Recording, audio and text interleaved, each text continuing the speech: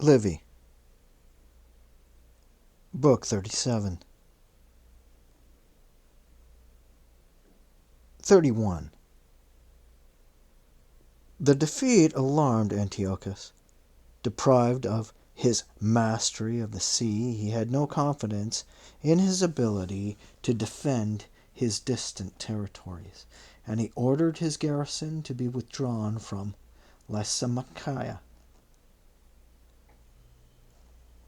for fear of its being overrun there by the Romans. As subsequent events demonstrated, this was a foolish decision. It would have been easy for him not only to defend Lysimachia against the initial Roman offensive, but also to sustain a winter-long siege, and even to reduce the blockading force to utter privation by dragging out the exercise, during which time he could have taken every opportunity of exploring the prospects for peace. After the naval defeat, he not only delivered Lysimachia to his enemies, but he also abandoned the siege of Colophon and retreated to Sardis. From there he sent men to King Ariathes in Cappadocia to fetch reinforcements, and to every other place he could to amass troops, wholly bent now on one purpose: to decide the matter on the field of battle. After his victory at sea, Aemilius Regillus set sail for Ephesus. Here he lined up his ships before the harbor and wrested from the enemy a final acknowledgment that they had ceded control of the sea. He then sailed to Chios, to which he had been headed when he left Samos before the naval battle. There he repaired the ships that had been damaged in the engagement, and sent Lucius Aemilius Scaurus to the Hellespont with 30 ships to transport the army over it. The Rhodians he instructed to return home, honoring them with a portion of the booty and with the naval spoils. Instead, they enthusiastically turned themselves to ferrying over the consul's forces, finally returning to Rhodes only after they had performed this additional task. The Roman fleet crossed from Chios to Phocaea. This city lies deep in a bay on the coast and is of oblong shape. It is surrounded by a wall 2.5 miles long, and it tapers at both ends into a wedge-like shape. It is called Lampeter by the local people. The bay at this point has a width of 1,200 yards, and from it a split of land runs a mile into the sea, virtually splitting the bay down the middle like a line. At the point where it is joined to the mainland by a narrow isthmus, it forms 2 very safe harbors on either side. The one facing south is called Nostathathmos.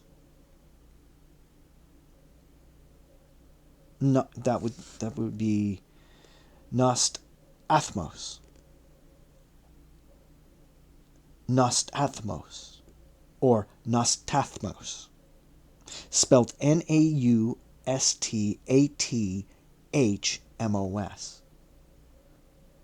Nostathmos. Oh, God. Nostathmos. Wow. From the fact that it has the capacity to hold an extremely large number of ships. And the other is close to Lampeter itself. Again, that's Nostathmos. No, I can't. You know what? The hell with it. You work it out. As I said, Naustathmos.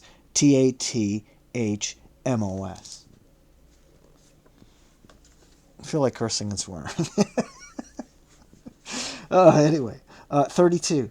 The Roman fleet occupied these safe harbors, but before employing scaling ladders or earthworks to assault the city walls, the praetor felt he should send a delegation to sound out the feelings of the leading citizens and magistrates. When he saw that they were intransigent, he proceeded with an attack at 2 points simultaneously. One of these spots was not densely built up, with temples of the gods covering much of the area. It was here that Regulus first moved up the ram and began to batter the walls and turrets. Then, when the inhabitants rushed to the spot in large numbers to defend it, a battering ram was moved up at the other point as well. And the walls were then being demolished in both locations. Where they collapsed, the Roman soldiers were making their attack over the debris of the fallen masonry, while others were also trying to scale the walls with ladders, but so stubbornly did the townspeople resist that it was readily apparent that they received more protection from their arms and their courage than from the fortifications. The praetor was accordingly obliged by the danger facing his men to order the retreat to be sounded, fearful as he was of exposing his unwary soldiers to men insane with frenzied despair. Not even when the battle was suspended did the townspeople stop to rest. Instead, they rushed off in every direction to strengthen the walls and fill its gaps where they had been demolished. They were engaged in this task when they were approached by Quintus Antonius, who had been sent by the praetor. Antonius castigated them for their obduracy and pointed out that the Romans were more concerned than they that the fighting not result in the destruction of the city. If they ended their insane conduct, he said, they were being offered the opportunity of surrendering on the same terms on which they had formerly capitulated to Gaius Livius. Hearing this, the townspeople took a period of 5 days to deliberate. During this time, they tried to ascertain if there was any prospect of help from Antiochus, but when the envoys they had sent to the king brought word that no assistance was forthcoming from him, they opened their gates on the understanding that they not be treated as enemies. The standards were carried into the city, and the praetor had announced that he wanted the people spared, since they had surrendered. Then the cry went up all over that it was a disgrace that the Phocaeans should be off scot-free, when they always been implacable enemies and never loyal allies. After these words, the men scattered in all directions to plunder the city, as if on a signal from the praetor. At first, Emilius tried to stop them and call them back, saying that it was captured cities that were ransacked, not those which surrendered. And even then, it was up to the general, not his men, to make the decision. But the rage and greed proved stronger than his authority, and then sent heralds throughout the city to order all free men of the town to come to him in the forum to avoid mistreatment. And the praetor was true to his word in all that was subject to his control. He restored to them their city, their lands, and their self-government. And as winter was now drawing on, he chose the harbors of Phocaea as the winter base for his fleet. 33. The consul had now passed through the territory of the Ennians and Maronians, and it was at about this time that he was brought word that the king's fleet had been defeated off Myonisus, and that Lysimachia had been vacated by his garrison. The latter was far more pleasing news than the naval victory, especially after they reached Lysimachia and found the city well stocked with all manner of provisions. As if in anticipation of the army's arrival, when they had imagined themselves facing extreme privation and hardship in blockading the city. They encamped there a few days to allow the baggage to catch up with them, as well as the sick, who had been left throughout the strongholds of Thrace, exhausted by their illnesses and the long march. After recovering all these, they resumed the march and made their way to the Hellespont through the Chersonesus. After recovering all of these, they resumed the march and made their way to the Hellespont through the Chersonese. Here, thanks to the efforts of Eumenes, all the preparations for the sea passage had been made, and they made an orderly crossing to what seemed like pacified shores, meeting no opposition and with ships sailing to different parts of the coast.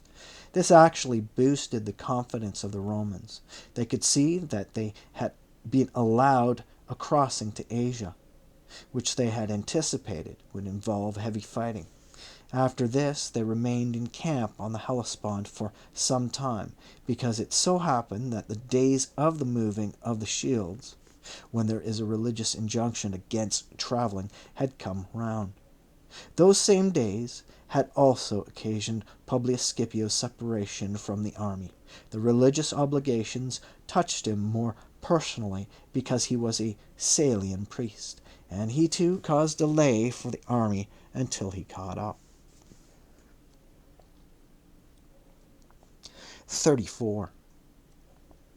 As it happened, Heraclides of Byzantium had at that time come to the camp as an emissary from Antiochus bearing instructions for peace negotiations.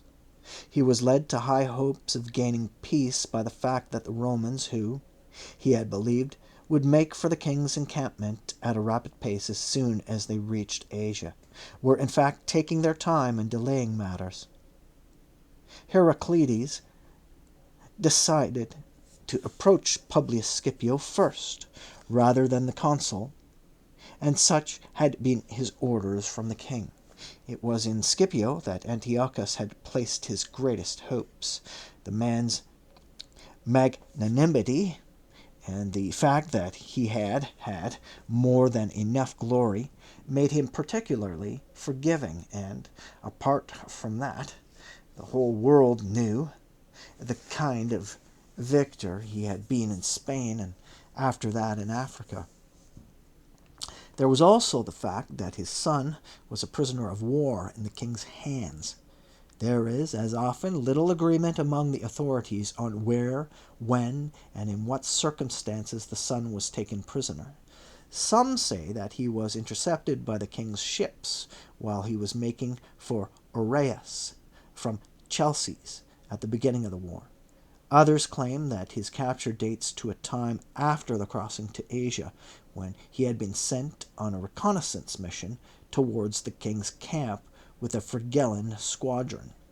Some enemy cavalry rushed out to meet him, and, while he was beating a retreat, he fell from his horse in the melee, and was captured with 2 cavalrymen and taken to the king.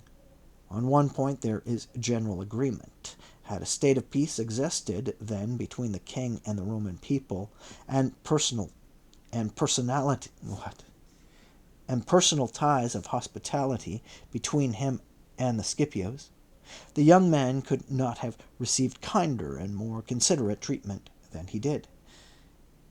It was for these reasons that the emissary had awaited the arrival of Publius Scipio. And when he came, he approached the consul with a request that he hear the instructions he had been given.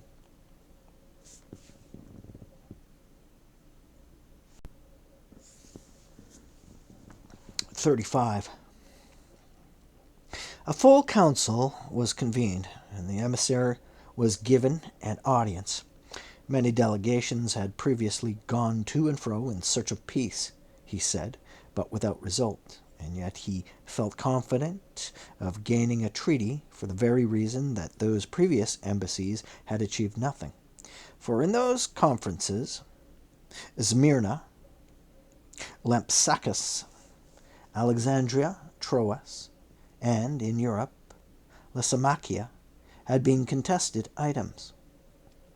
With regard to these, the king had already withdrawn from Lysimachia, so that the Romans might not claim that he had possessions in Europe, and he was ready to surrender the communities in Asia, and any others they might wish to claim from the king's empire, on the grounds that they were supporters of the Roman cause. Furthermore, the king would pay the Roman people half the costs of the war. Such were the terms of peace he put forward. The rest of his address was devoted to urging the Romans to remember the human condition, to be circumspect with regard to their own fortunes, and not deal harshly with those of others. He asked them to limit their empire to Europe. It was still immense, he said, and the piecemeal acquisition of territory had been an easier matter than keeping the whole would be. But if the Romans also wished to take away a part of Asia, he continued, the king's restraint would permit him to bend before Roman acquisitiveness, just for the sake of peace and concord, provided that the area have clearly defined limits. What the emissary thought important concessions for obtaining peace, the Romans found insignificant. Even with regard to the expenses for the war, they thought it only fair that the king cover them all, since it was his fault that the war had been started in the first place. And it was not just a matter of the withdrawal of the king's garrisons from Ionia and Aeolus. As all Greece had been liberated, so too all cities lying in Asia should be liberated. And this could be done only by Antiochus ceding possession of Asia this side of the Taurus mountains. 36. The emissary began to feel that he was getting no favorable response in the council, and so he attempted to sound out Publius Scipio's feelings in private, for such had been his instructions. The first thing he said to Scipio was that the king would restore his son without ransom. Then, having no knowledge of Scipio's personality and the Roman character, he promised him an enormous quantity of gold, and partnership in Antiochus's entire kingdom, the royal title alone being accepted, if he succeeded in gaining peace through Scipio's intervention. In reply, Scipio said, "Your ignorance of the Romans in general, and of me, the man of whom you have been sent, I find the less surprising when I see your ignorance of the fortunes of the man from whom you come. You should have retained possession of Lysimachia. You should have retained possession of Lysimachia to stop us entering the Chersonese, or you should have opposed us at the Hellespont to prevent our crossing to Asia. That is, if you intended to seek terms of peace from a foe whom you expected to be apprehensive about the outcome of the war. But after allowing us passage into Asia, and after accepting not just our reins, but our yoke as well, what room has been left for negotiations on equal terms, when you have to submit to our authority? Personally, I shall regard my son as the greatest gift forthcoming from your king's generosity. As for his other presents, I pray to heaven that my circumstances never have need of them. My heart, at least, will not need them. For so great an act of generosity towards me, he shall find me appreciative, if he wishes to accept reciprocity on a personal level for a personal gift. In my official capacity, I shall accept nothing from him and I shall give him nothing. What I can give him at the moment is a piece of honest advice. Go and tell him this from me. He should give up the war and refuse no terms of peace. Thus did nothing to sway the king. This did nothing to sway the king. He felt that war would now be a safe bet, since terms were already being dictated to him, as if he were defeated. For the moment, he set aside talk of peace and focused all his attention on preparing for war.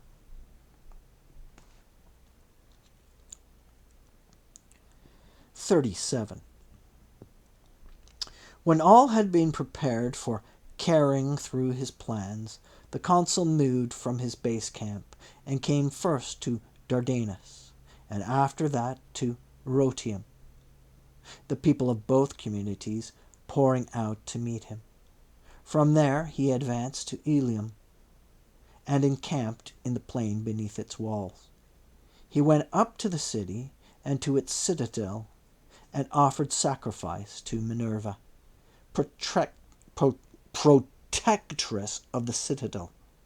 Meanwhile, the people of Ilium declared the Romans their descendants by showing them every mark of respect in their words and actions, while the Romans expressed pleasure at returning to their roots.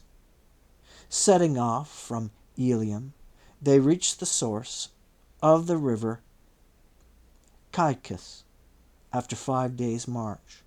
Eumenes also came to this area.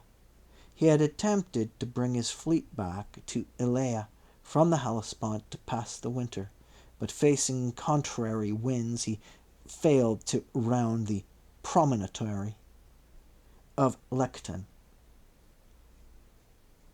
during a period of several days. Accordingly, in order not to miss the early stages of the campaign, he disembarked and hurried to the Roman camp by the shortest route at the head of a small detachment. He was sent back to Pergamum from the camp to organize provisions, and after delivering grain to the people specified by the consul, he returned to the same base camp. The plan was to prepare several days' worth of rations and head out against the enemy from there before winter overtook them. The king's camp was in the neighborhood of Thyatira. Here Antiochus heard that Publius Scipio had fallen ill and been taken to Elea, and he sent a delegation to take his son back to him. This was not just a gift that pleased the father's heart. Scipio's joy was good for the health of his boy, too. When he had eventually embraced his son to his heart's content, he said, "Report to the king that I thank him, but cannot reciprocate in any other way than by urging him not to take the field until he hears that I have returned to camp." His 60,000 infantry and a cavalry force of more than 12,000 occasionally inspired him to confidence about the impending conflict, but Antiochus was moved by the great man's authority facing the vicissitudes of war. He had pinned all his hopes on him for them as volunteers. These were left to guard the camp. The Romans placed 16 elephants in reserve to the rear of the triarii. It was evident that they could not stand up to the superior number of the king's elephants. There were 54 of them in brackets, and apart from that, African elephants are no match for Indian elephants, even when numbers are the same, because they are inferior either in terms of size, the Indian animals are much larger, or in fortitude.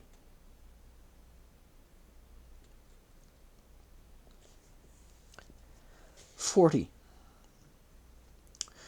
The king's line of battle was more diverse, composed as it was of many races with different weaponry and different supporting troops. There were 16,000 infantry called Phalangetai, who were armed in Macedonian fashion. These formed the center of the line, and were divided into 10 sections in front, the sections being separated by pairs of elephants set between them. From the front, this grouping extended backwards 32 ranks deep. This was the strength of the king's forces, and it inspired great fear by its general appearance in the first place, but also because of the elephants towering so high amongst the soldiers. These beasts were huge themselves, and they were made the more striking by their ornaments and crests, and the towers set on their backs, with 4 armed men, not including the driver, standing in each of them. To the right of the Phalangetai, the king stationed 1,500 Galatian infantry. Next to them he placed 3,000 mail-clad cavalry, with the native name Cataphracti.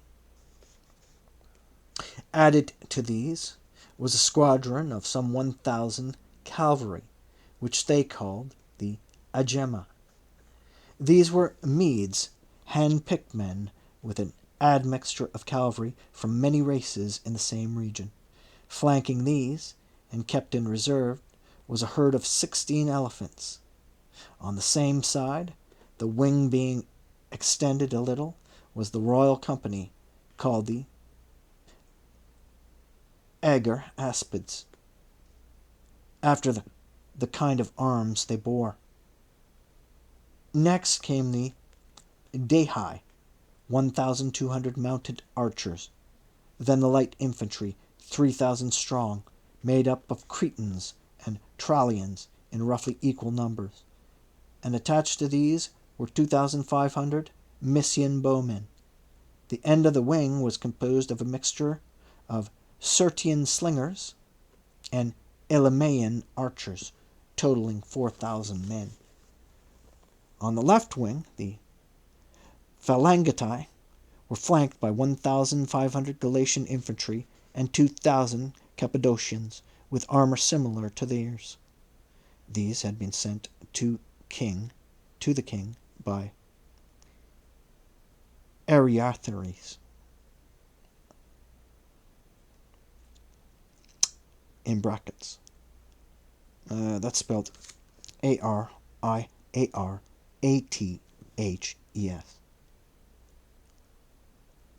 Ariarathes. After these came a mixture of all kinds of auxiliary troops, totaling 2,700, then 3,000 mounted cataphracti, plus 1,000 other cavalrymen who formed the royal squadron. Their own armor and that of their mounts were lighter, but otherwise they were fitted out like the others. These were mostly Syrian, with an admixture of Persians and Lydians.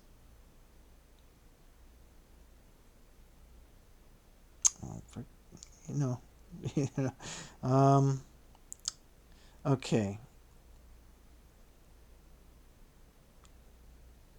I'm guessing that it's pronounced Phrygians, spelled Phrygians. I'll tell you, these names alone will slow down your reading of Livy. Guarantee it. I mean, it's just, better get used to that. It's just, wow. It would almost suggest that you need the same amount of time to just sit and read it once through, just to get the pronunciations of these names correct. So anyway, so yeah, I'm gonna say it's Phrygians. These were mostly Syrian, with an admixture of Phrygians and Lydians. Before this cavalry force, there were scythed chariots, and the camels called dromedaries. Riding the latter were Arab archers carrying narrow-bladed swords, which were 4 cubits in length, to enable them to reach the enemy from their elevated position. After these came another horde, equal in size to the one on the right wing. Turrentines, first of all, then 2,500 Galatian horse, followed by 1,000 Neocretans, and 15,000 similarly armed Carians and Cilicians, the same number of Trallians, and 4,000 Catrati, Pisidians, Pamphylians, and Lycians, in brackets. After these were the Syrtian and Elymaian auxiliary forces, in numbers equal to those stationed on the right wing, and 16 elephants a short space from them. 41. The king himself was on the right wing.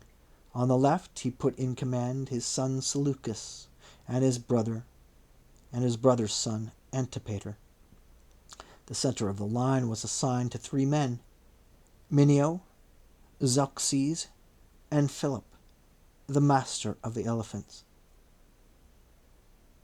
There was a morning mist which rose to form clouds as the day advanced and produced overcast conditions. Then a drizzle, like that brought by the south wind, it dampened everything. While these factors had no adverse effects on the Romans, they were particularly disadvantageous for the king's troops. Their line being relatively short, the faintness of the light did not hamper the Romans' view in any direction, and their troops being almost exclusively heavily armed, the drizzle did not take the edge off swords or spears. With a wide line of battle, the king's men were unable to see from the center to the wings, and much less could the wings keep each other in sight, while the drizzle had taken the tautness out of bows, slings, and spear thongs. In addition to this, the scythed chariots with which Antiochus had believed he would throw the enemy line into disarray instead brought terror to the Syrians themselves. The chariots were fitted out much as follows. There were spikes projecting like horns on both sides of the pole, at a point 10 cubits from the yoke, designed to transfix anything that came in their way. And at either end of the yoke 2 blades protruded, the one on a level with the yoke, the other below it and pointing towards the ground. The former intended to slash through whatever met it on the sides, the latter to catch any who fell or lay beneath the chariot. There were also 2 blades attached in similar fashion, pointing in different directions to the wheel hubs on both sides. As was observed above, the king had positioned the chariots, armed in this manner, in the front line, because it would have been necessary to drive them through his own men if they had been placed at the extremities of the line or in the center. Eumenes saw this. He was an experienced soldier and knew the danger inherent in that sort of auxiliary force. If one were to strike panic in the horses, rather attack in the regular battle. What? Again, Eumenes saw this. He was an experienced soldier and knew the danger inherent in that sort of auxiliary force. If one were to strike panic in the horses, rather attack in a regular battle. He therefore ordered his Cretan bowmen, his slingers, and his spearmen, together with, and we have sharp brackets here showing a space where there is a blank, I guess in the original text, of cavalry to rush ahead, spread out as much as possible instead of maintaining close order, and to hurl their weapons from all sides at the same time. It was as if a storm hit the horses. The wounds dealt by the missiles hurled from every quarter on the one hand, the discordant shouts on the other, and it so terrified them that they suddenly bolted in all directions, indiscriminately, as though they had no reins. The light infantry, the lightly equipped slingers, and the swift-moving Cretans would swerve to avoid them as they charged, and the cavalry were heightening with their pursuit the confusion and panic in the horses and camels, who were also caught up in the same commotion, and added to it all were the redoubled shouts from the crowd of bystanders. So it was that the chariots were driven away from the ground between the two lines, and once this ridiculous sideshow was removed from the scene, the signal was given on both sides, and they proceeded to a regular battle.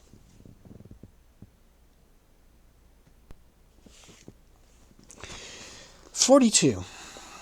Nevertheless, that futile episode soon proved to be the cause of a real calamity, for the panic and confusion amongst the charioteers struck dismay into the supporting auxiliary troops who had been stationed next to them, and these took to flight, exposing the entire formation right through to the mail-armored cavalry. When the Roman cavalry reached the latter, with their cover now dissipated, they failed to resist even the first charge. Some were put to flight, and others, weighed down by their protective armor and weapons, were killed. Then the entire left wing gave way, and after the auxiliary forces posted between the cavalry and the troops called phalangetae were thrown into disorder, the panic reached as far as the center.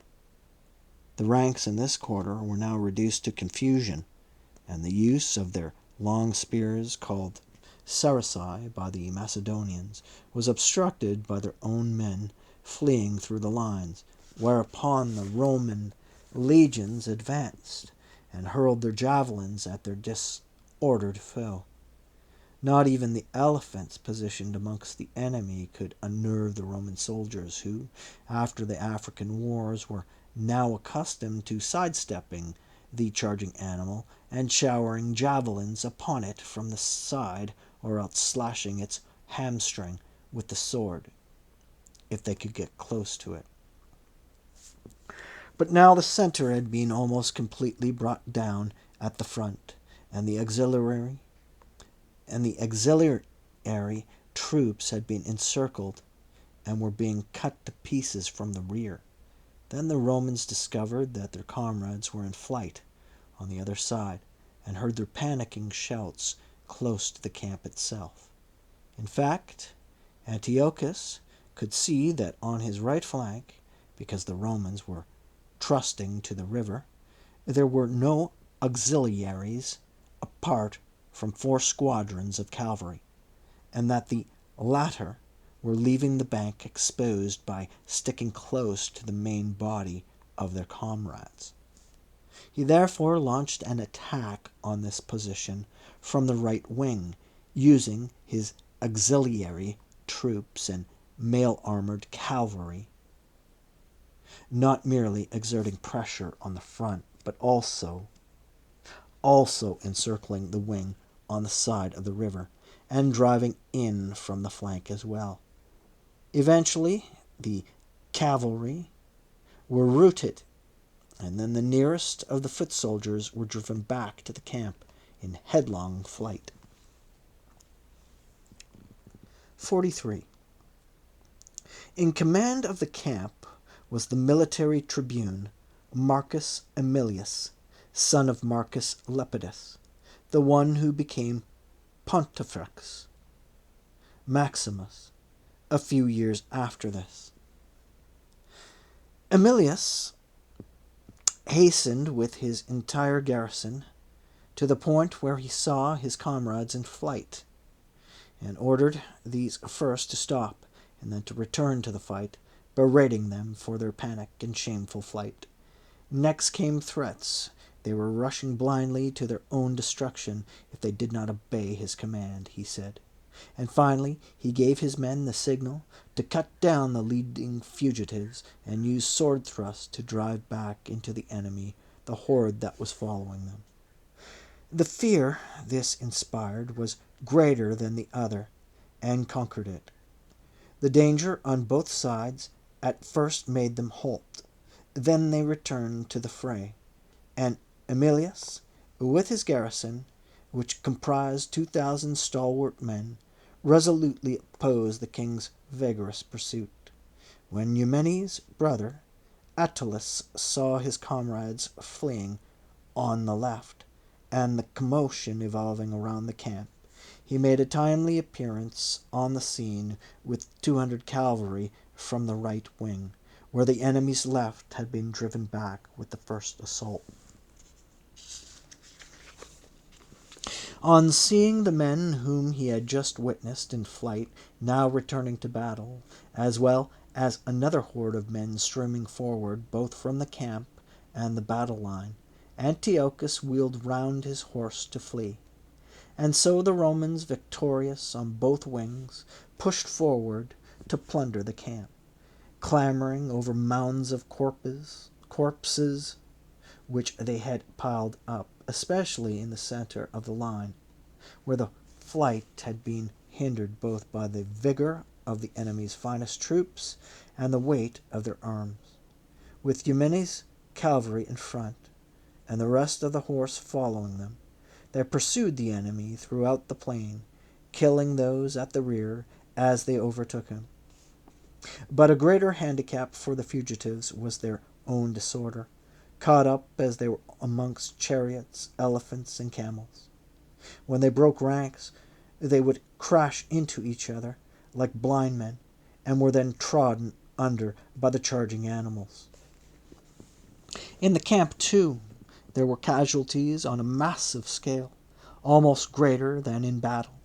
The first men to flee had mostly headed for the camp, and the soldiers in the garrison there were encouraged by this accession of numbers to put up a more stubborn defense of the rampart. The Romans were held up at the gateways and the rampart, which they had expected to take simply with their assault, and when they eventually broke through, their fury made them produce a bloodier slaughter. 44. Some 50,000 infantry and 3,000 cavalry are said to have been killed that day, with 1,400 captured, along with 15 elephants and their drivers. A number of Romans were wounded, but no more than 300 infantrymen and 24 cavalrymen lost their lives, and 25 from Eumenes' army.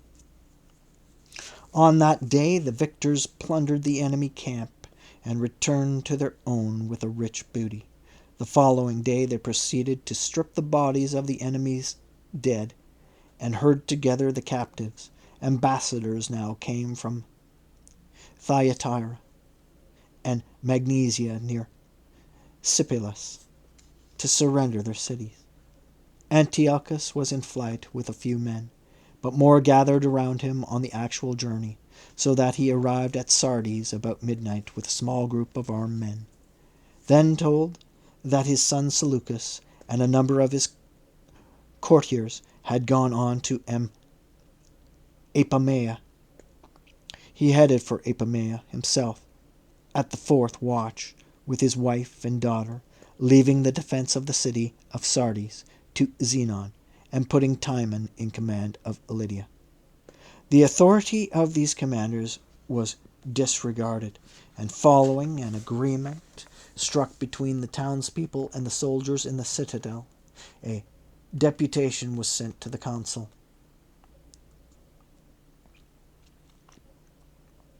45. At about the same time envoys arrived from Tralles, Magnesia on the Meander, and Ephesus to surrender their respective cities. After hearing about the battle, Polyxenidas had left Ephesus. Again, At about the same time envoys arrived from Tralles, Magnesia on the Meander, and Ephesus to surrender their respective cities. After hearing about the battle, Polyxenides had left Ephesus. He came by sea as far as Patara and Lycia, but fearing the Rhodian ships stationed at Megiste, he then disembarked and with a small retinue took the overland route to Syria. The communities of Asia now began to put themselves in the consul's hands and under the authority of the Roman people. The consul was by this time at Sardis, and as soon as Publius Scipio could stand the fatigue of the journey, he too came here from Elea. At about the same time, a herald from Antiochus, using Publius Scipio as an intermediary, asked that the king be allowed to send spokesmen, a request which was granted by the consul. A few days later, a former governor of Lydia, Zeuxis, and Antiochus's brother's son, Antipater, arrived. They met Eumenes first. They thought that because of their long-standing differences, he would be the one most averse to the peace treaty with the king. However, finding him more amenable than either they or the king had expected, they next approached Publius Scipio, and, through the latter's intervention, the consul. At their request, they were granted a full consul to lay out their instructions. It is not so much a matter of our having proposals to make ourselves, said Zeuxis. Rather, men of Rome, we ask of you by what act of reparation we can make amends for the king's mistake, and gain peace and forgiveness from the victors. You have always shown the greatest magnanimity in pardoning kings and peoples you have conquered. How much more magnanimous and conciliatory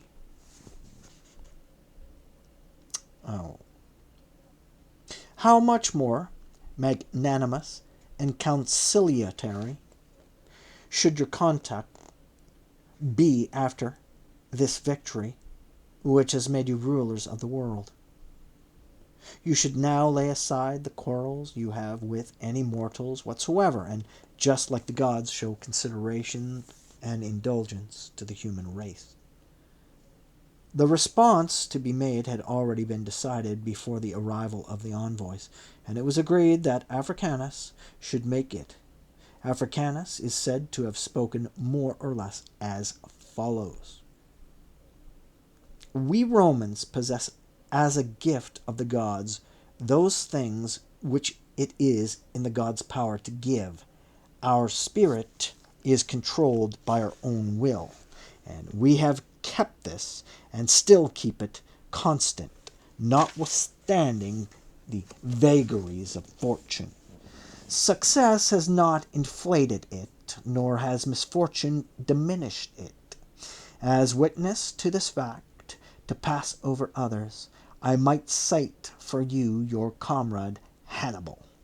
Did I not have you yourselves to cite?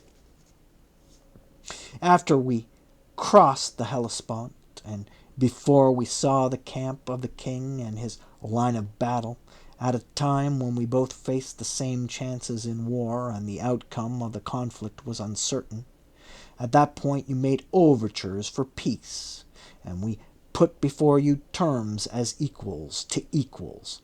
Now, as conquerors to conquered, we are offering the same terms. Stay out of Europe, and withdraw from all of Asia lying this side of Mount Taurus. In the next place, you will pay 15,000 Euboean talents to cover the expenses of the war, 500 immediately, 2,500 when the Senate and people of Rome confirm the treaty, and then 1,000, in sharp brackets, talents annually for 12 years. It is also our pleasure that Eumenes be awarded 400 talents, and the residue of the grain that is owed to his father, so that we may have confidence that you will fulfill the conditions once we have settled them. We shall have some guarantee if you give us 20 hostages chosen by us. But we shall never be sure that the Roman people can have peace where Hannibal will be found, and we demand him before all else. You will also surrender the Aetolian Thoas, instigator of the war. With the Aetolians, it was he who incited you to arms against us by inspiring your confidence in them, and also incited them against us by inspiring their confidence in you. Along with Thoas, you will surrender the Acarnanian Menesilochus and Chalcidians Philo and Eubilidas. Along with Thoas, you will surrender the Acarnanian Menesilochus and Chalcidius Philo and Eubilidas. The king will be negotiating peace from a weaker position because he is negotiating later than he might have done. If he delays now, he must realize that it is more difficult to bring down the prestige of kings from the highest level to mediocrity than to precipitate it from mediocrity to the bottom. The envoys had been sent by the king under orders to accept any terms of peace, and it was therefore decided that the ambassadors be sent to Rome. The consul distributed his forces between Magnesia on the Meander, Tralles, and Ephesus to spend the winter. A few days later, the hostages from the king were delivered to the consul in Ephesus, and the ambassadors who were to go to Rome arrived as well. Eumenes also set off for Rome at the same time as the king's embassy, and they were followed by deputations from all the peoples of Asia.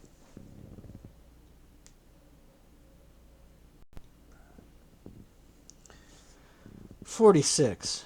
While these events were taking place in Asia, two proconsuls arrived in Rome at about the same time, hoping to celebrate the triumph.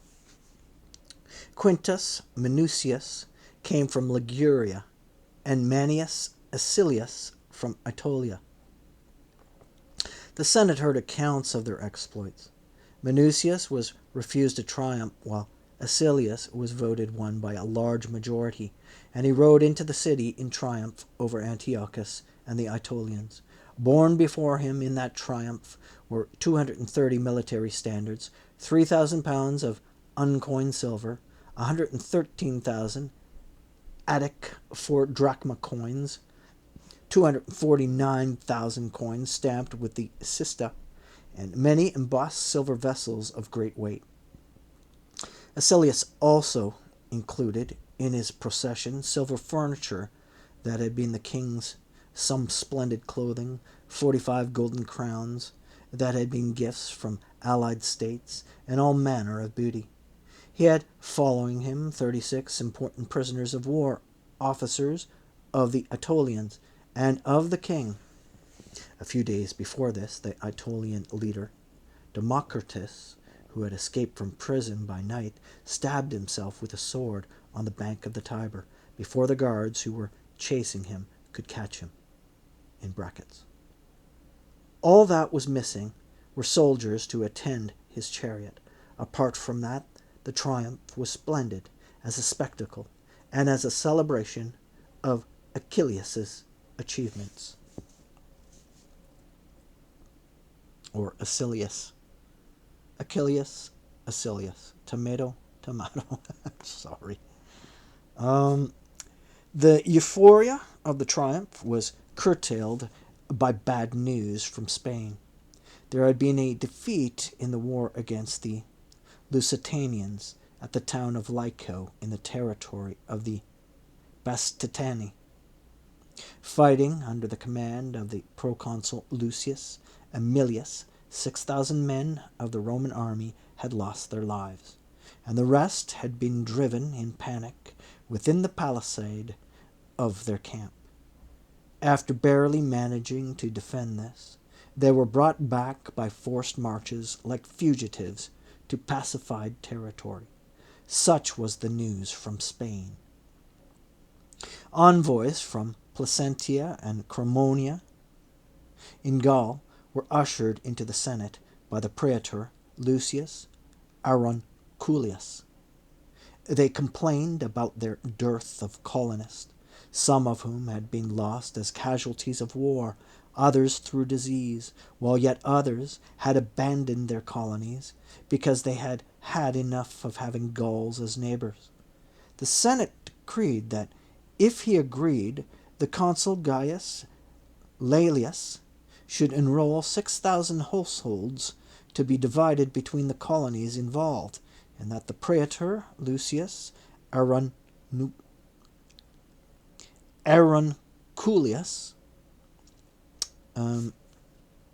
again, the Senate decreed that if he agreed, the consul Gaius Laelius should enroll 6,000 households to be divided between the colonies involved, and that the praetor Lucius Aurunculeius should establish a board of triumvirs to escort the colonists.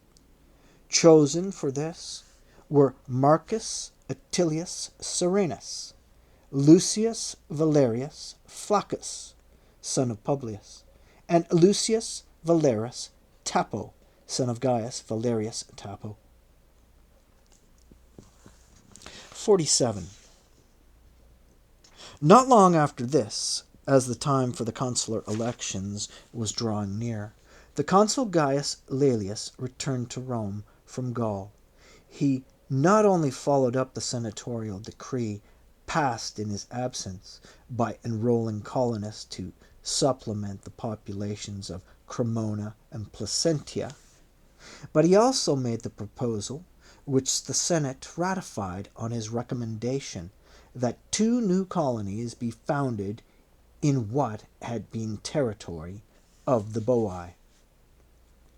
At this same time, a letter arrived from the praetor Lucius Aemilius. This brought news of the naval battle off Myonnesus, and of the consul Lucius Scipio's transporting of his army to Asia. Public prayer lasting 1 day was decreed for the naval victory, with a 2nd day added for a successful and felicitous outcome for the campaign, that being the very first time that a Roman army had pitched camp in Asia. The consul was instructed to do sacrifice with 20 full-grown animals for each of the 2 periods of prayer. After that came the consular elections, which were hard fought. Marcus Aemilius Lepidus' candidacy was generally unpopular, because he had left his province, Sicily, without seeking the authorization of the Senate to do so, in order to run for office. Running against him were Marcus Fulvius Nobilior, Gnaeus Manlius Vulso, and Marcus Valerius Messala. Only Fulvius was elected consul, since the others failed to win a majority of centuries, and the next day, Lepidus being disqualified, Fulvius declared Gnaeus Manlius his colleague, since Messala had no support. After that, the following were elected praetors, the 2 Quinti Fabii, Labio and Pictor. Pictor had that year been inaugurated as Flamen Quirinalis. Marcus Sempronius, Tuditanus, Spurius Postumius, Albinus, Lucius Plautius, Hypsaces, and Lucius Baebius Dives. 48. Valerius Antius records under the consulship of Marcus Fulvius Nobilior, the Gnaeus Manlius God. Again. I mean, I'm get a little. Yeah. Valerius Antius records under the consulship of Marcus Fulvius Nobilior and Gnaeus Manlius Vulso that there was a rumor widely circulating in Rome, and accepted almost as fact, that the consul Lucius Scipio, and along with him Publius Africanus, had been invited to parley with the king with a view to the recovery of the young Scipio. These had been arrested, according to the rumor, and the general now prisoners. Like, that's this sentence structure. These had been arrested according to the rumor, and the generals now prisoners.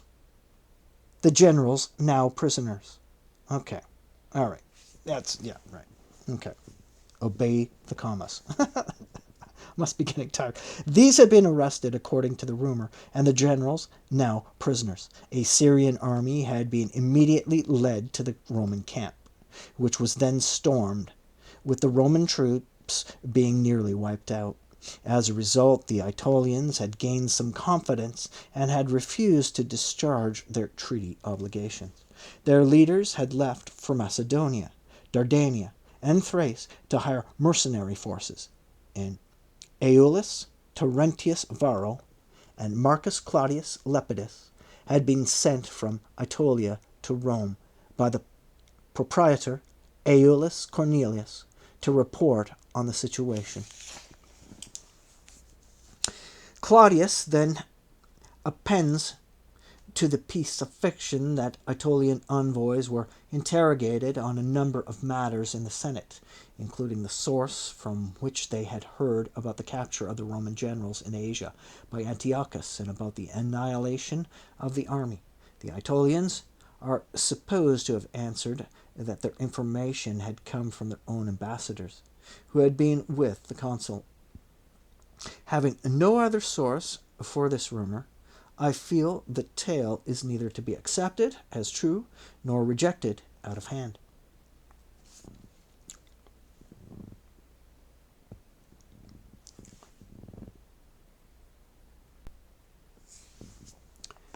(49) When the Aetolian delegates were brought into the Senate, their case and unfortunate situation required that they admit their guilt and beg pardon on bended knee, either for their wrongdoing or their mistake.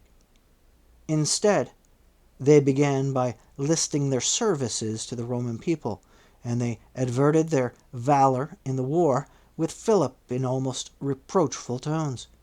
They annoyed the senators with their arrogant tenor of their address, and by harking back to things in the past long forgotten, they brought it about that the senators began to recall the nation's misdeeds, which were considerably more numerous than its services, and men in need of compassion only succeeded in provoking anger and resentment. They were asked by one senator whether they left the decision on their fate entirely to the Roman people, and by a second whether they would have the same allies and enemies as the Roman people. But they gave no answer to these questions and were ordered out of the temple. The cry then arose from virtually the entire Senate that the Aetolians were still completely committed to Antiochus, and that it was from hopes pinned uniquely on him that they derived their confidence. Accordingly, they said, war had to continue against these avowed enemies, and their violent spirit had to be curbed. There was another factor that irritated the Senate too. At the very same time that they were seeking a peace treaty from the Romans, the Aetolians were making war on Dolopia and Athymania. On a motion by Marcus Acilius, who had defeated Antiochus and the Aetolians, a senatorial decree was passed ordering the Aetolians to quit the city that day and leave Italy within 15 days. Aulus Terentius Varro, was sent to give them protection on their journey, and notice was formally served that, in the case of any future delegation coming from Rome, from the Aetolians, all members would be regarded as enemies unless they came with the permission of the general governing the province and accompanied by a Roman legate. With the Aetolians were sent With that, the Aetolians were sent on their way. 50. After that, the consuls brought the matter of their provinces before the house, and it was decided that they should draw lots for Aetolia and Asia. The man drawing Asia was allocated the army then commanded by Lucius Scipio, and as supplementary forces for it he was to have 4,000 Roman infantry and 200 cavalry, plus 8,000 infantry and 400 cavalry from the Allies and Latin League. With these forces he was to prosecute the war against Antiochus. The other consul was allocated the army in Aetolia, and permitted to supplement it by raising the same number of citizens and allies as his colleague. The same consul was commanded to equip and take with him the ships that had been built the year before, and not merely make war on the Aetolians, but also cross to the island of Cephalonia. He was further instructed to come to Rome for the elections, if he could do that without injuring the interest of the state.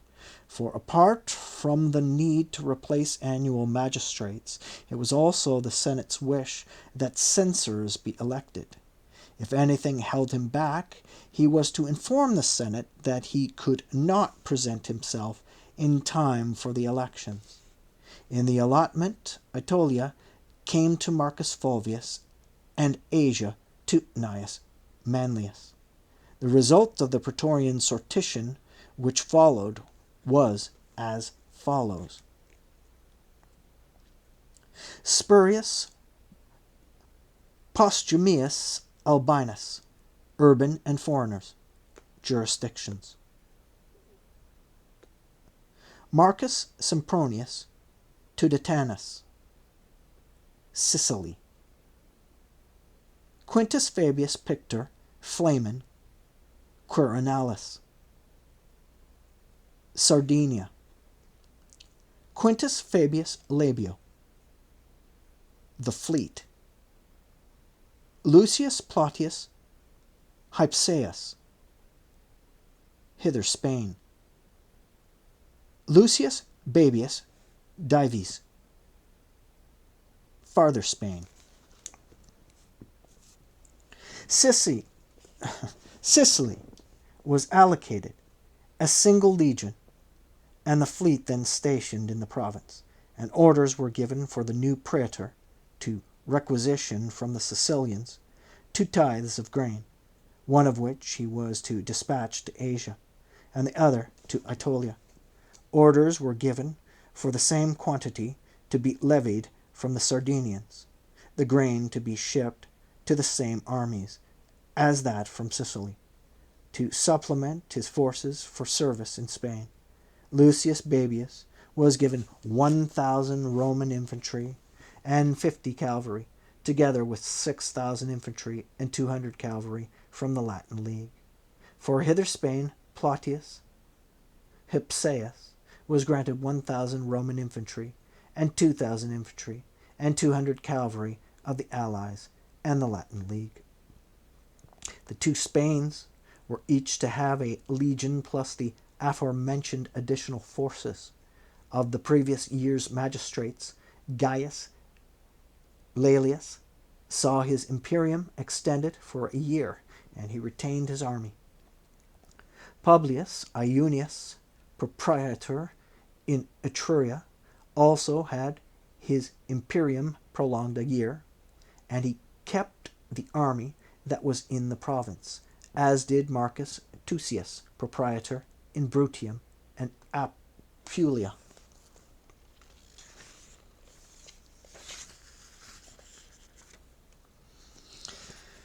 51. Before the praetors could leave for their provinces, a disagreement arose between the Pontifex Maximus, Publius, Licinius, and the Flamen Quirinalis, Quintus Fabius, of the kind that arose in our father's time between Lucius Metellus and Iulus Postumius Albinus. Metellus, in his capacity as Pontifex Maximus, had detained Albinus, who was consul to perform religious ceremonies just when he was setting off for Sicily to join the fleet with his colleague, Gaius Luctatius. And on this occasion, the praetor Fabius was well back from his journey to Sardinia by Publius Licinius. Both in the Senate and before the people, the dispute raged with acrimonious debates. Authority was applied on this side and that, bonds taken, fines issued, applications made, no tribunes, and then appeals to the people. Eventually, religious feeling won the day, with the Flamen being ordered to obey the pontiff, and the fine on the latter cancelled by order of the people. Angry at seeing his province taken from him, Fabius attempted to resign from his office, but the senators exercised their authority to deny him this, decreeing that he should accept jurisdiction over foreigners. After this, the levies were conducted in a matter of days. Few soldiers needed to be raised, and the consuls and praetors left their provinces. Idle and groundless gossip circulated after this about the campaign in Asia, but this was followed a day later by some reliable news in a letter brought to Rome from the commander-in-chief. The great elation that this occasioned was not because of the recent crisis. The Romans had ceased to fear Antiochus after his defeat in Aetolia, but rather because of the king's reputation of old. For when the Romans entered the war, he had seemed a fearsome enemy, both for his own strength and because he had Hannibal directing his campaign. Even so, they did not vote for any change with regard to the consul to be sent to Asia, or for any diminution of his forces, fearing, as they did, that they would have to fight the Gauls.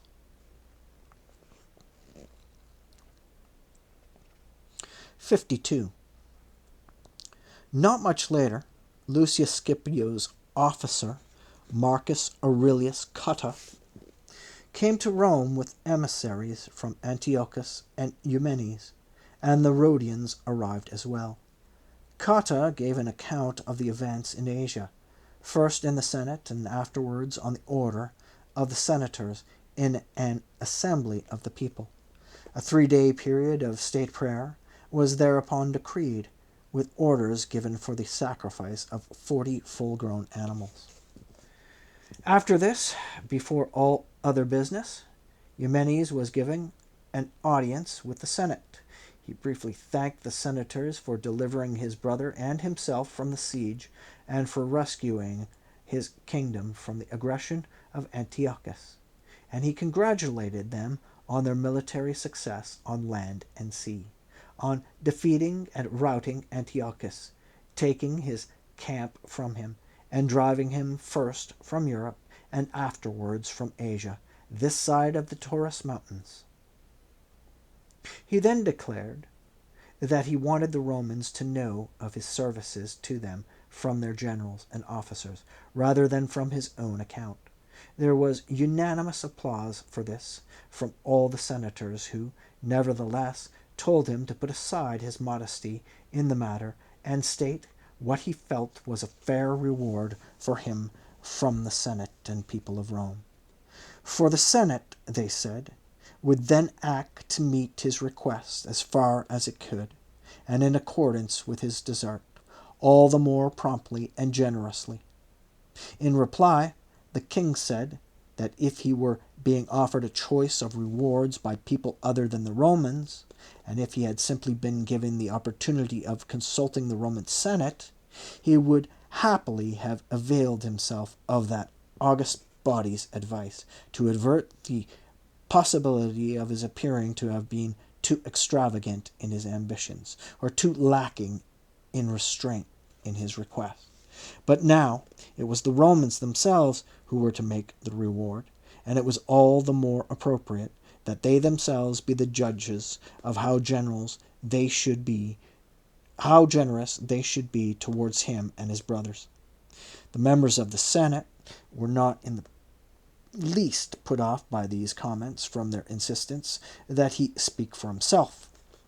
For some time the competition went on, with generosity evinced on the one side and modesty on the other, as both parties tried to give in to each other with insurmountable courtesy evinced on either side, and eventually Eumenes left the temple.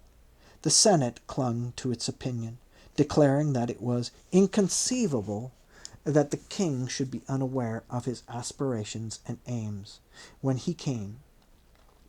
He himself knew what was in the interest of his kingdom, they said, and he knew Asia far better than the Senate did. He should therefore be recalled and made to reveal his wishes and thoughts on the matter.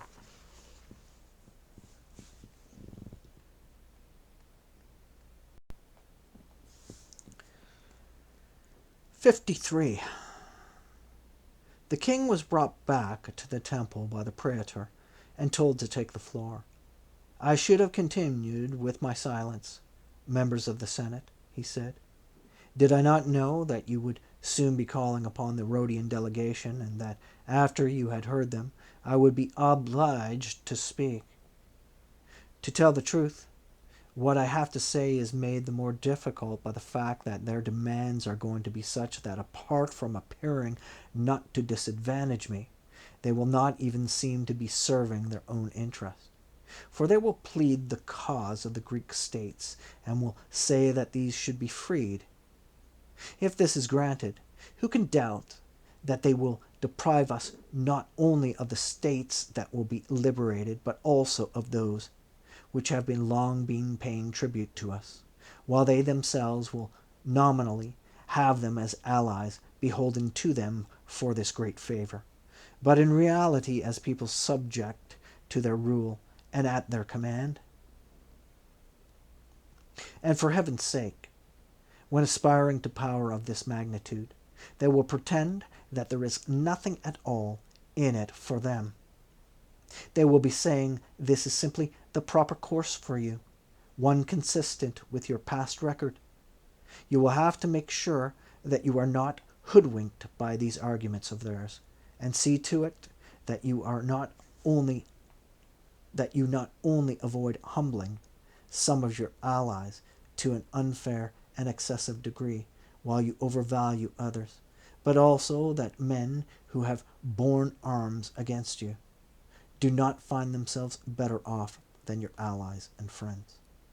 As far as I'm concerned, I should in other situations prefer to be seen as having given in to anyone at all when I was within my rights, than as having been too determined in asserting those rights. But when the competition centers on your friendship, on goodwill towards you, on the respect which a person will be accorded by you, then I cannot be at all content to be outdone. This is the greatest inheritance I received from my father, who was the very first of the inhabitants of Asia and Greece to enter into an alliance with you, an alliance which he constantly maintained with unwavering loyalty to the very end of his days. Nor was his loyalty and goodwill towards you merely a matter of feelings. He took part in all the wars that you fought in Greece, and helped you with land and naval forces and with all kinds of supplies to a degree that none of your allies can possibly match in any regard. Finally, when he was encouraging the Boeotians to ally themselves with you, he collapsed in the middle of his address and breathed his last shortly afterwards. In his footsteps I have followed, and while I have in no way been able to go beyond his goodwill and enthusiasm in developing his friendship with you, in these areas he could not be surpassed. Fortune, circumstances, Antiochus, and the war in Asia offered me the opportunity to surpass him in respect of practical assistance and services to you, and in the level of expense of our obligations, King of Asia and part of Europe. Antiochus offered me his daughter in marriage, and was ready to restore immediately the city-states that had defected from us. He offered me strong assurances of later increasing my kingdom, if I joined him in making war on you. I am not going to boast that I have in no way been derelict in my duty to you. Rather, I shall point to the things that are worthy of my house's long-standing friendship with you. I have aided your commanders with land and naval troops on such a scale that none of your allies could match me. I have supplied you with provisions by land and sea. I have taken part in all your naval battles, fought in many locations. In no place did I shrink from my hardship or danger. I have experienced the worst fate in warfare, a siege. I was blockaded at Pergamum, my life and kingdom both in critical danger, then delivered from the siege at a time when I had Antiochus encamped one side of the citadel of my kingdom, and Seleucus on the other. I abandoned my own affairs and hurried to meet your consul Lucius Scipio at the Hellespont with my entire fleet in order to help him ferry across his army. I never left the consul's side after your army had crossed to Asia, and no Roman soldier spent more time in your camp than I did, and than did I and my brothers. There was no military enterprise, no cavalry engagement in which I did not participate. In battle, I took my place and defended my position where the consul wanted me to be.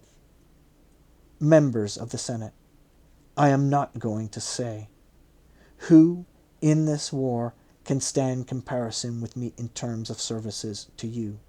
Of all those whom you greatly esteem, whether they be peoples or monarchs, there is none with whom I would not venture to compare myself. Massinissa was your enemy before he was your ally, and he did not come over to you with auxiliary forces when the kingdom was intact. No, he was in exile, driven from his land, all his troops lost, and he fled to your camp with a squadron of cavalry. And yet, because he stood by you loyally and vigorously in Africa to face Syphax and the Carthaginians, you not only restored him to the kingdom of his forefathers, but also made him powerful amongst the monarchs of Africa, by further giving him the richest part of Syphax's kingdom. So I ask, what reward and what honor do we deserve from you when we have never been your enemies and always been your allies? My father, I, myself, and my brothers, we have borne arms for you on land and sea, and not just in Asia, but far from home, too, in the Peloponnese, in Boeotia and Aetolia, fighting against Philip, Antiochus, and the Aetolians. What are you asking for, then? Someone may say. Members of the Senate, you want me to speak at all costs, and I must obey you. If, in pushing Antiochus back beyond the Taurus range, you had it in mind to possess those lands yourselves, there are no people I should prefer living beside me as neighbors than you, and I do not expect anything to give greater security and stability to my realm. But if you intend leaving the area and withdrawing your armies, I would venture to say that none of your allies deserves to have the territory you have taken in war more than I do. Yes, of course, it is a noble gesture to free enslaved communities. I think that myself, if the communities have taken no hostile action against you, if, however, they have sided with Antiochus, then how much more does it befit your good sense and fair-mindedness to consult the interest of allies who have served you well rather than the interest of your enemies. 54. The senators liked the king's speech, and it was easy to see that they were ready to show generosity and favor towards him in every respect. Because some of the Rhodians were not present, a brief audience with an embassy from Smyrna was slipped into the proceedings. The Smyrnaeans were heartily thanked for the willingness that they had shown to endure the extremes of suffering rather than yield to the king, and then the Rhodians were ushered in.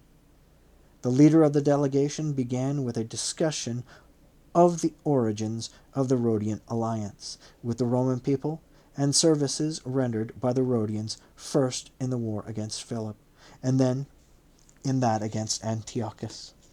In all of this business we have with you, members of the Senate, he went on, nothing is more difficult and distasteful for us than the fact that our argument is with Eumenes.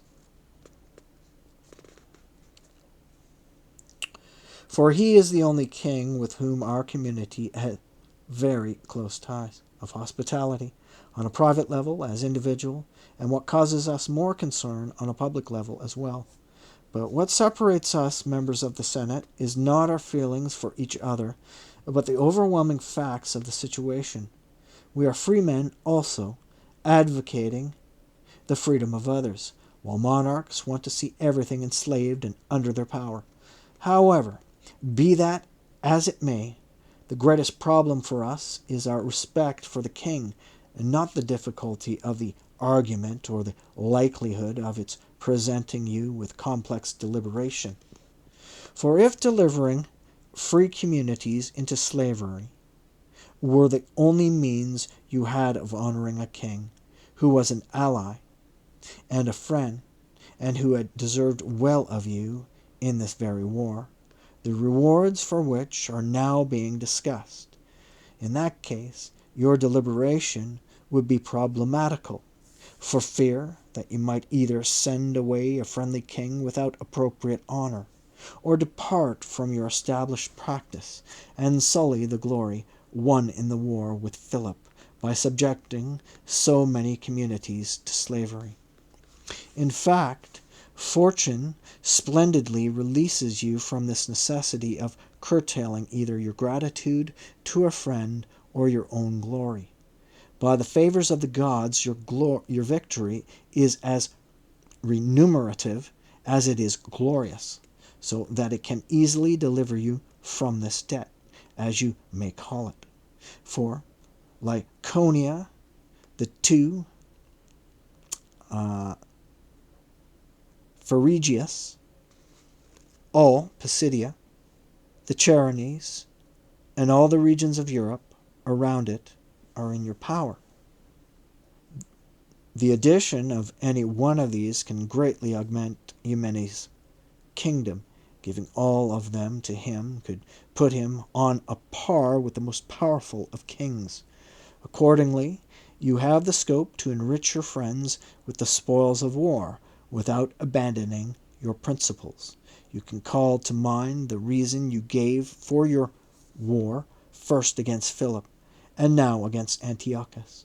And you can remember the measures you took after the defeat of Philip, and what measures are wanted and expected of you now, as much because they befit you as because you took them before. People have different reasons for going to war, both honorable and commendable. The possession of territory, perhaps, or villages or towns or ports and some part of the coast.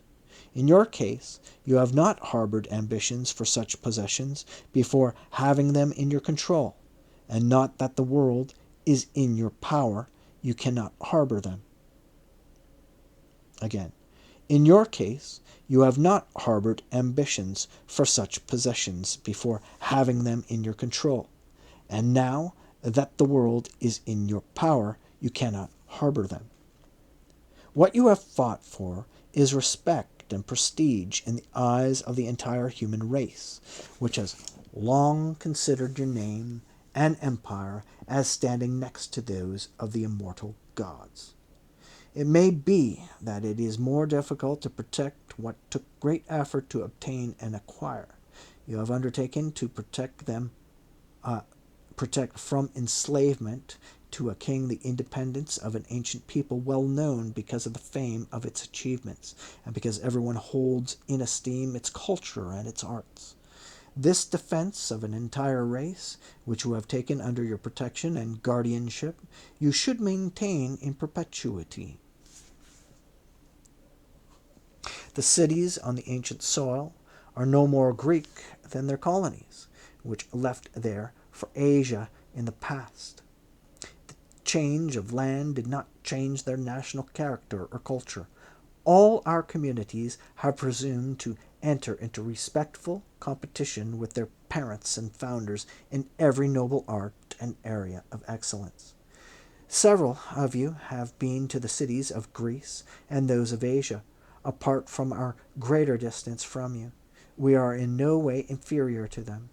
If one's innate make-up could be overcome by what one may term the character of the land, the people of Massilia would long ago have been brutalized by all the uncivilized tribes living around them.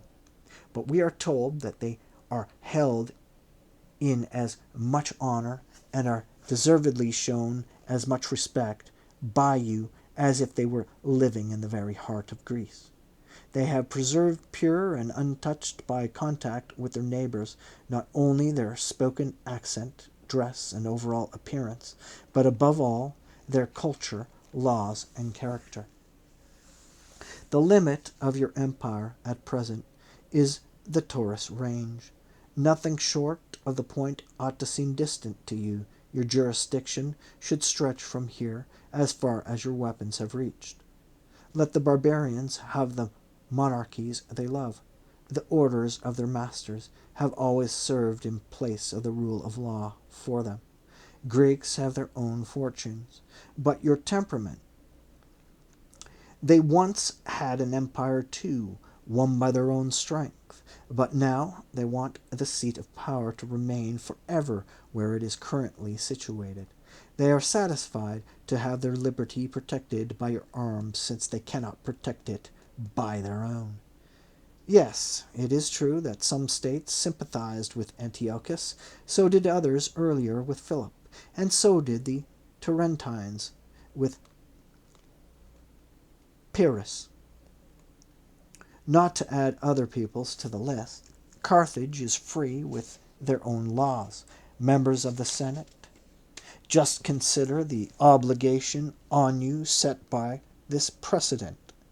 You will then take it upon yourself to deny to Eumenes ambitions what you denied to your own justifiable wrath. The Rhodians also were in all the wars which you fought on that coast, and we leave it to you to judge how energetic and loyal we were in our assistance to you. Now, in peacetime, we are offering you this advice. Accept it, and everyone will consider the use to which you put your victory more splendid than the victory itself. The speech appeared in keeping with the greatness of Rome.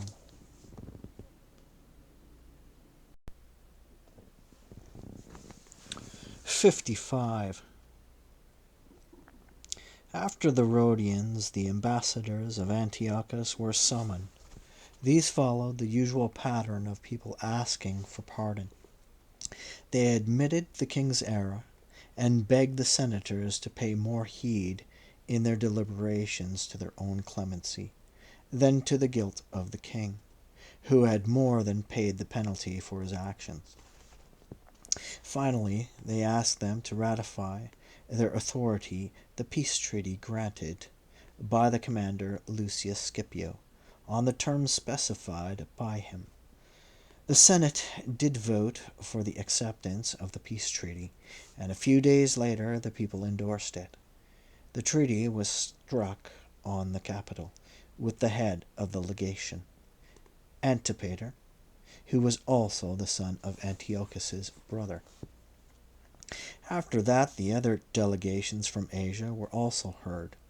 All were given the answer that the Senate would follow ancestral custom and send 10 commissioners to adjudicate and settle affairs in Asia.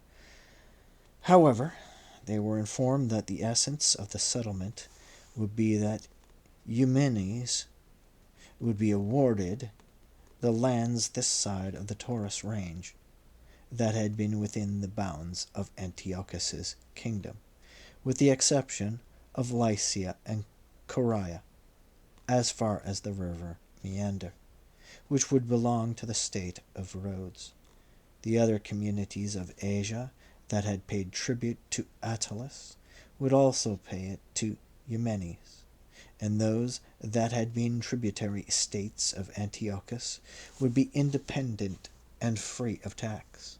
The 10 commissioners they selected were the following: Quintus Minucius Rufus, Lucius Furius Purpurio, Quintus Minucius Thermus, Appius Claudius Nero, Annaeus Cornelius Morenda, Marcus Iunius Brutus, Lucius Aurunculeius, Lucius Aemilius Paulus, Publius Cornelius Lentulus, and Publius Aelius Tubero.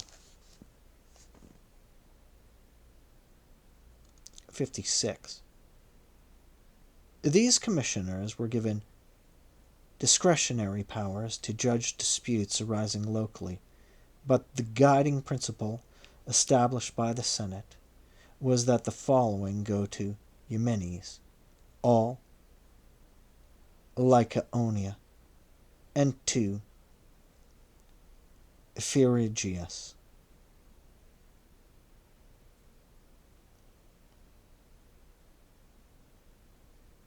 These commissioners were given discretionary powers to judge disputes arising locally, but the guiding principle established by the Senate was that the following go to Eumenes: all Lycaonia, and 2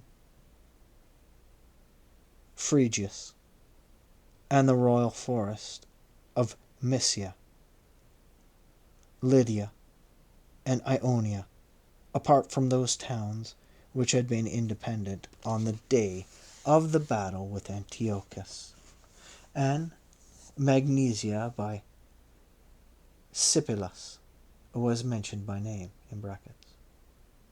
The Icaria, called Hydrella, and the territory of Hydrella on the Phrygian side, the strongholds and villages on the river Meander, along with the towns apart from those which had been free before the war. Talmesus was mentioned by name, and Castra, Tilmesium, apart from the land that had belonged to Ptolemy of Talmesus in brackets. Orders were issued for all the aforementioned territories to be awarded to Eumenes. The Rhodians were given Lycia, with the exception of Talmesus, just mentioned, of Castra, Talmesium, and of the territory that had belonged to Ptolemy of Telemesus. The latter was expected both in the case of Eumenes' award and that of the Rhodians in brackets. They were also given the area of Caria, or Coria, beyond the Meander, and closer to the island of Rhodes. and the towns, villages, strongholds, and lands on the side of Pisidia, apart from the towns amongst them, which had been free the day before the battle was fought with Antiochus in Asia. After expressing their thanks for these gifts, the Rhodians brought up the question of the city of Soli in Cilicia. The people of Soli, like themselves, were descended from Argos. They said that there were feelings of fraternal affection between them because of the kinship. They were now asking for a special favor, namely that the Romans exempt the community from subjection to the king. The ambassadors of Antiochus were called in, and issue brought up with them. And nothing was gained, however, because Antipater pointed to the terms of the treaty, which he said were being contravened by the Rhodians, who had designs on Cilicia, not Soli, and were thus making inroads across the Taurus range. The Rhodians were then recalled to the Senate, where the members explained to them the serious objection raised by the king's ambassador, adding that if the Rhodians believed that this was of special concern to the prestige of their city-state, the Senate would do all in its power to overcome the intransience of the king's ambassadors. At this point, the Rhodians became more fulsome in their thanks than earlier, and declared that they would yield to the arrogance of Antipater rather than afford an excuse for upsetting the peace treaty. Thus there was no change made with regard to Soli. 57. During the time covered by these events, an embassy from Massilia brought the report that the praetor Lucius Baebius had been ambushed by the Ligurians as he was setting off for his province in Spain. Most of his retinue had been killed, said the report. Baebius himself had been wounded and had fled with a few comrades and without his lictors to Massilia, where he had died within 3 days. On hearing of this, the Senate decreed that Publius Iunius Brutus, who was the proprietor of Etruria, should transfer his province and army to one of the deputies whom he thought suitable, and that he himself should be off for farther Spain, which was now to be his province. The senatorial decree and an accompanying letter was sent to Etruria by the praetor Spurius Postumius, and the proprietor Publius Iunius left for Spain.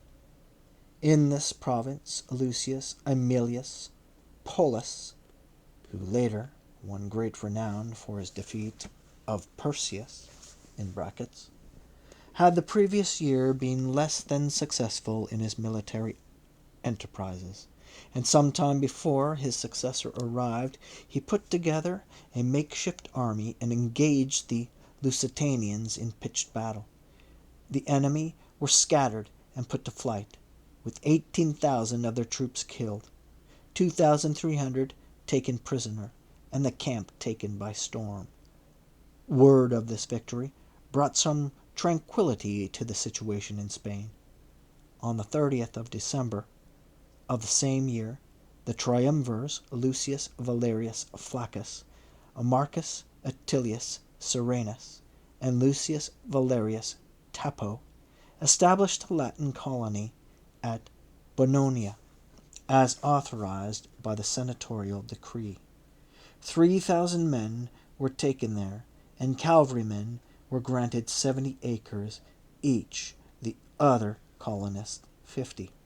The land had been captured from the Gallic Boii, who themselves had driven out the Etruscans.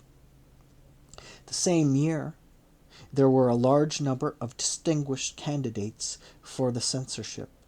As though it were of itself insufficient to raise tensions, this provoked a much greater drama. Running for the office were Titus, Quinctius, Flaminius, Publius Cornelius Scipio, son of Gnaeus Scipio, Lucius Valerius Flaccus, Marcus Porcius Cato, Marcus Claudius Marcellus, and Manius Acilius Glabrio, who had defeated Antiochus and the Aetolians at Thermopylae. In brackets.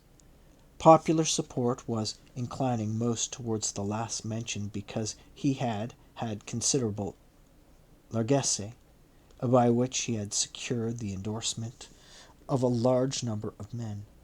Many nobles took it ill that a new man was so far ahead of them, and the plebeian tribunes, Publius Sempronius Gracchus and Gaius Sempronius Rutilius, arraigned him on a charge of not carrying in his triumph, or depositing in the treasury a portion of the king's money and the booty that had been taken in Antiochus's camp.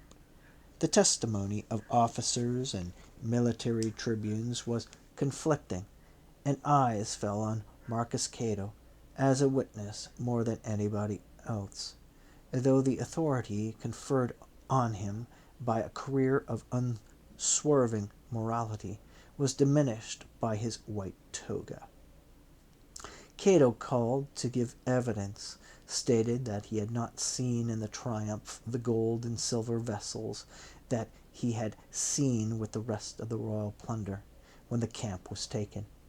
In the end, mostly to provoke ill will against Cato, Glabrio declared that he was withdrawing his candidacy, for he said a candidate as new as he was himself was resorting to shameful perjury to attack his popularity, which the nobility accepted with silent resentment. 58. The fine that had been proposed was 100,000 asses. The case had been before the court twice, and since, by the third occasion, the defendant had withdrawn his candidacy, the people were unwilling to vote on the fine, and the tribunes abandoned the case. The men elected censors were Titus, Quinctius, Flaminius, and Marcus Claudius Marcellus. In this period, Lucius Aemilius Regillus, who had defeated Antiochus's admiral with his fleet, was given an audience with the Senate in the temple of Apollo outside the city. When they heard of his achievements, the size of the enemy fleets he had met in battle, and the number of ships in them he had sunk or captured, the senators voted him a naval triumph by a large majority. He celebrated the triumph on the 1st of February, and in it 49 golden crowns were carried, but nothing like as much money as the splendid triumph over a king would lead one to expect. 34,200 Attic 4 drachma pieces, and 132,300 coins stamped with the sista. Following a senatorial decree, public prayers were then offered in recognition of Lucius Aemilius's success in Spain.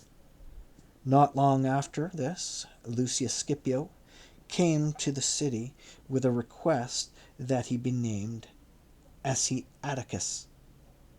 He did not want to be overshadowed by his brother with regard to his surname, and he gave an account of his achievements both in the Senate and in a popular assembly. There were some who claimed that the war enjoyed a greater reputation than its difficulty warranted.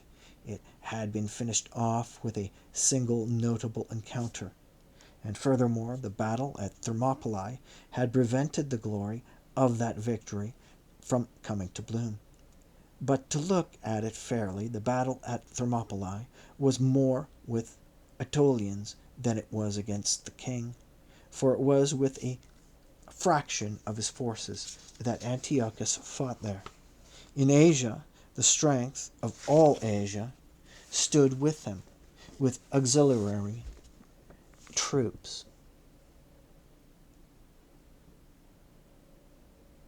of all its races, drawn from the furthest in boundaries of the east. 59.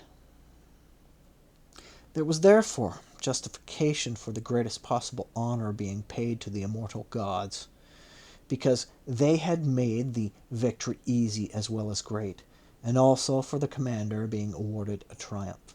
Scipio celebrated his triumph in the intercalary month on the day before the 1st of March. It was a triumph more spectacular than that of his brother Africanus, but if one considers the respective achievements and weighs up the danger and struggle involved for both men, the comparison is unfair by comparing the one commander with the other, or comparing Antiochus as a general with Hannibal. Scipio carried in his triumph 224 military standards, 134 depictions of towns, 1,231 ivory tusks, 234 golden crowns, 137,420 pounds of silver, 214,000 Attic 4 drachma pieces, 321,070 coins stamped with the cista, 140,000 golden philippics, 1,423 pounds of silver vases, all with relief carvings in brackets, and 1,023 pounds of gold vases. There were also 32 of the king's officers, military captains and courtiers in brackets, led before the chariot. The common soldiers were each given 25 denarii, a centurion twice that amount, and a cavalryman 3 times. After the triumph, the soldiers' pay and grain allowance was doubled. Scipio had already doubled these after the battle in Asia. He celebrated the triumph approximately a year after leaving the consulship. 60. The consul Gnaeus Manlius reached Asia at about the same time as the praetor Quintus Fabius Labeo reached the fleet. The consul was not short of motives for making war on the Gauls, but since Antiochus's defeat, the sea had been in a pacified state, so that Fabius was wandering about the most suitable course of action to avoid the possibility of his provincial administration appearing lethargic. He decided the best thing was to cross to the island of Crete. The people of Cydonia had been making war on those of Gortyn and Knossos, and it was said that a large number of Roman and Italian prisoners were enslaved throughout the island. The spelling here is Cnossos, suggesting Knossos, right? Replacing the K with a C. I don't know about this one, but I'm pretty sure that's, well, I'd guess that's the same name as the island of Crete, right? Knossos. So, again, the people of Cydonia had been making war on those of Gortyn and Knossos, and it was said that a large number of Roman and Italian prisoners were enslaved throughout the island. Fabius set sail with his fleet from Ephesus, and as soon as he landed on the coast of Crete, he sent messengers around the cities, ordering the citizens to terminate hostilities. Each state was to search out and restore prisoners from its respective towns and country areas, and send delegates to him. so he could discuss with them matters of concern to Cretans and Romans alike. These communications did not provoke much response from the Cretans, and none of them restored prisoners apart from the Gortinians. According to Valerius Antius, 4,000 prisoners were restored from the island as a whole because of Cretan fears when they were threatened with war. And this was the reason for Fabius's successful application to the Senate for a naval triumph, though he had accomplished nothing else. Fabius returned from Crete to Ephesus, and from there dispatched 3 ships to the coast of Thrace, bearing orders that Antiochus' garrisons be withdrawn from Aeneas and Mauronea, to permit these states to live in freedom.